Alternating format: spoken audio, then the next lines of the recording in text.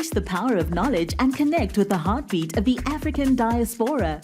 Download our African Diaspora News Channel app now on Google Play and Apple App Store.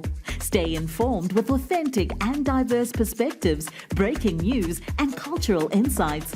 Immerse yourself in a community that celebrates unity, resilience, and progress. Experience the vibrancy of the diaspora at your fingertips. Don't miss out. Empower your perspective today. Search African Diaspora News Channel and join the conversation. So the Liberal Party in Canada is reporting that we are up to 4.9 million immigrants whose visas are set to expire at the end of 2025. And Canada's Immigration Minister, Mark Miller, was on the hot seat at the Parliament on Immigration briefing, and he had to answer, how are you going to be able to manage that? Take a look and we'll talk about it further. Minister, your department tabled documents with Parliament that show that 4.9 million visas are going to expire between September 2024 and December 2025. How will we know how many of those actually wind up leaving? When people come here, in many of their visa documents, they undertake to leave. As part of the Levels plan, there will be some visas that are temporary in nature that will not be renewed, and those people, when they undertook to come here, will be expected to leave, and that is simply a fact. We'll have to monitor that carefully. There are many measures within our department to monitor these things, but it's one that, Minister, given the volume in question, it's something that we'll have to be very careful in supervising. Sorry, I wasn't asking about whether they will leave or not. I'm asking you how will you ensure that a person whose visa has expired will leave? We know that just on study permits, there are 766,000 expiring by the end of December 2025. How will your department ensure that at the end of those study permit periods, those persons will leave? Again, there are many ways that people leave the country, Tom. The vast majority leave voluntarily, and that's what's expected. So explain those ways. How will you ensure it?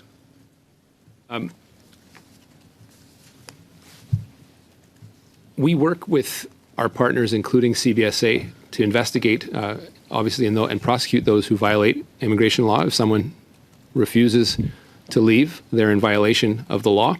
And CBSA, after due process, has the legal obligation to remove people.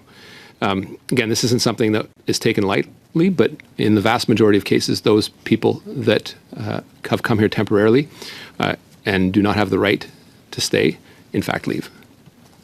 So then my next question will be, your plan calls for a cap on international students, 485,000 2024, 437,000 2025. There's been adjustments to those. So obviously there's a discrepancy between the two. So how many do you project will leave the country then at the end of December 2025? All 766,000? What's the proportion? What are the forecasts the department has? So those who are expiring the end of December 2025, how many of them will actually leave? Are you saying 100% will be expected to leave, or are you going to send CBSA to chase all 766,000? You know that is not what happens. There are a number of things that occur. Some people actually get renewals. Some people get postgraduate work permits and stay a longer period. And we do work with CBSA to monitor these things. And when Statistics Canada reports on these, they take into account a whole variety of factors in estimating how many people are here and how many people have left. So at the end of this year, 2024, how many international students do you expect to leave, and how many have left so far when their study permits expired?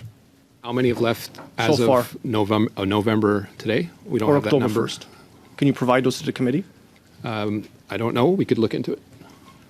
Minister, how can you not know? It's in the immigration levels plan. There's a bunch of charts on page 22 starting about temporary resident immigration to Canada, persons who are in the country. It's in the immigration levels plan. It's in there. So how can you not know what that number would be? There's an order paper question, these government documents that were signed by your parliamentary secretary that were tabled with Parliament that has the numbers. So there's supposed to be expiring study permits by In December, 84,642. And then in November, 36,130. In October, 10,182. In the month before, 127,348. So how many of those people are still in the country? How many have received the renewal? And how many of them have CBSA now looking at them?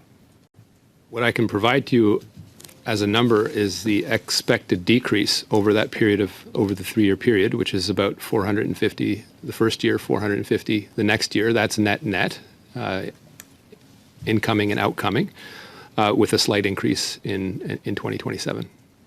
So again, so how are you going to track then those whose work permits are expiring by the end of 2025? Again, it's in the hundreds of thousands. You're not giving me much confidence, or Canadians confidence, that you have a plan, because we have a breakdown by month how many student visas and work visas are expiring, and you haven't provided any information on the means. How are you going to do it? You say you have partner organizations, you're working with people. What are you actually doing? What's the process? How are you going to ensure people abide by the visa conditions?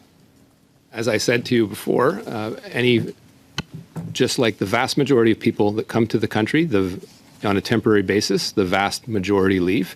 In some cases, increasingly many, I will concede, people decide to choose. They are in a situation of irregularity in that case. Once they have exhausted their remedies, they are removed by CBSA. So that's interesting, because you've made public statements repeatedly claiming and saying and alleging, based on IRCC data, that is not what's going on. And that's why the IRB now has a record number of backlogged applications for asylum.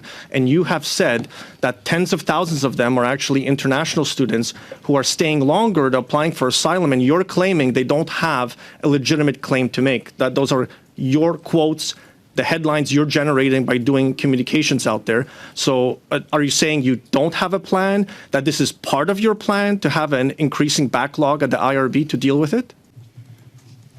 There are an increasing number of international students making asylum claims, I think with very little hope, given their conditions. They, whether you like it or not, are entitled to a form of due process in this country. I don't think you would purport to deny it to them.